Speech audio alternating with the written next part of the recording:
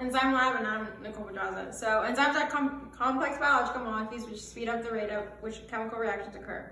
The substrate binds to the active site of an enzyme, which then speeds up the chemical reaction by lowering the activation energy. Enzymes are proteins and are necessary to perform important tasks such as building muscle, destroying toxins, and breaking down food particles during digestion. The enzyme used throughout the experiment was trypsin. Trypsin aids in digestion by breaking down proteins. Trypsin catalyzes the hydrolysis of peptide bonds on the carbonyl side of the amino acids lysine or arginine, resulting in the breakdown of large proteins to small peptide chains and amino acids. In animals, trypsin is located in the digestive system, typically in the small intestine, which has an approximate pH of 8 and temperature of 37 degrees Celsius and a variable salt concentration. In bacteria, trypsin is secreted from a bacterial cell, and all the conditions of pH, temperature, and salinity are highly variable. So we're trying to figure out the optimum pH for the enzyme trypsin will be pH of 9, which we would predict is. Based on the result of our last experiment, we found that the rate of absorbance of the max pH that we tested was pH of 9, was higher than the rate of absorbance of pH of 8, which is what we last predicted. So we therefore tested pH 8, 9, and 10 to find optimum, which we predict will be 9 because we believe that 10 is too alkaline. So materials and methods. First, we added the reaction buffers, which are the pH of 8, 9, and 10. Then we added our substrate, azocasein, and our enzyme trypsin. After that, we incubated at 37 degrees Celsius for 20 minutes. We chose a salt concentration of 0.15 molars because we know that enzyme activity will happen at the salinity, despite salt concentration and organism being highly variable. For the temperature, we chose 37 degrees Celsius because trypsin is a digestive enzyme found in the small intestine, and 37 degrees is approximately the temperature of the small intestine. We then added TCA, which stops the reaction and precipitates the undigested substrate. Then we centrifuge the reaction for 3 minutes at a speed of 14,000 rotations per minute to pellet the undigested substrate. After we transfer the serine with all the absorbed protein to spec cuvette. Finally, we measure the rate of absorbance azocasein at 440 nm.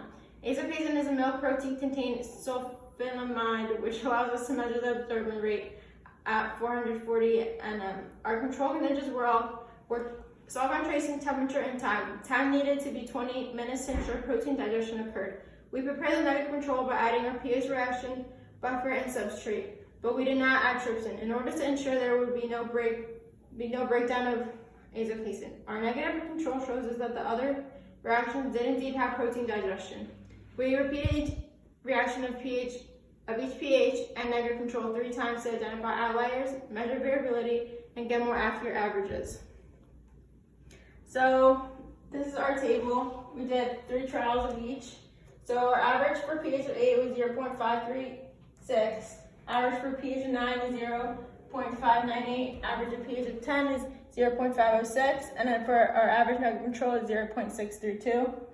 Our t-test for pH of 9, result was 0.035, not applicable for 9, and 0.004, and then 1.460 to the power of negative 6.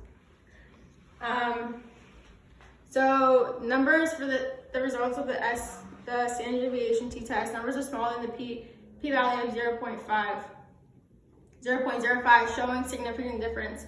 So the average of pH from pH of 8 to pH of 9 was about 12% increase. pH of 9 to pH of 10 is about 18% increase. And from pH of 9 to negative control is a 70% decrease. Decrease for 8, 9, and 10, and then decrease from 9 to negative control. So the results were consistent with our hypothesis, and based on the t-test, the numbers of our experience were all below the p-value of 0.5, which shows that our results are adequate. The results support the hypothesis because the highest absorbance rate happened at pH of 9, as seen through our t-test versus pH of 9, and in pH of 8 had 12% less absorbance, and pH of 10 had 18% less absorbance. So therefore, the optimum pH for enzyme activity trypsin is 9. For the experiment, we had our negative control at pH of 9 instead of pH of 10, and we still did not see any enzyme activity.